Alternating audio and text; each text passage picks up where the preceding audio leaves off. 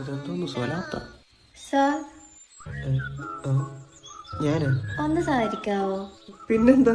Sir നമ്മുടെ കമ്പനിയുടെ കുറച്ച് പുതിയ പ്രൊഡക്ട്സ് പരിചയപ്പെടുത്താൻ വന്നതാണ്. എടുത്തിക്കോളൂ. ഈ തറവാട്ടി സ്ത്രീ സാന്നിധ്യോ?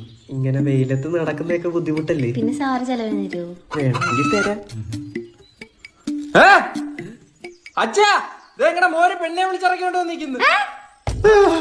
ഒന്നാമത്തവനാ രണ്ടാമത്തവനാ? ദേ രണ്ടും കേട്ടവൻ ഇവിടെ ഞാൻ നിൽക്കുമ്പോഴാ.